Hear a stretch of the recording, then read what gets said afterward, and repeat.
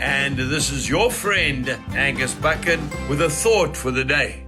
We go straight to the book of Acts, chapter 16, verse 37. But Paul said to them, they have beaten us openly, uncondemned Romans, and have thrown us into prison. And now do they put us out secretly? No, indeed. Let them come themselves and get us out. You see, what had happened was Paul and Silas had been preaching the gospel. They had been falsely accused. They had been stripped down, beaten, humiliated, and put into prison.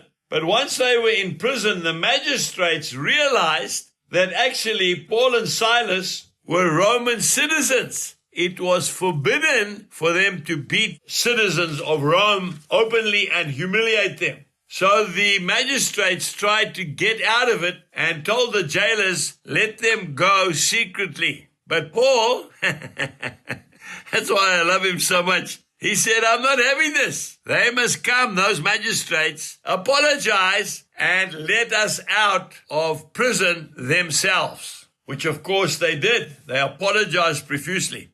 We need to be careful that we as believers are not intimidated by bullies, wherever they may be. Because a man is wearing a uniform, that does not give him a right to do what he pleases to you or I. And I'll give you an example. If you are going down the highway and you are pulled over by a traffic officer and he walks up to your car and says, you have been speeding, breaking the speed limit, and you need to pay a fine. You can say to him, yes, officer, I'm quite prepared to do that, but can you show me evidence on your machine that I was actually speeding? If he says, no, I can't, then you are not obliged to pay anything because it's his word against yours. He needs to give you evidence.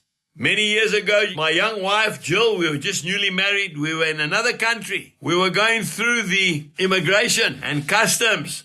And this one officer, quite a otherwise type of person, I don't know why he didn't take a liking to me. He pushed a form in front of me and said, sign this form so that you can leave the country. I was about to sign it, and this little voice behind me tapped me on the shoulder and said, Angus, what are you doing? I said, he's told me I must sign the form. She said, no, we are not signing any forms unless we can first read them. And this man changed his tune all of a sudden and said, yes, okay, you can go. Be careful you don't sign your life away, folks. Remember, because we are Christians, we don't have to be doormats to everybody. Have a wonderful day. God bless you and goodbye.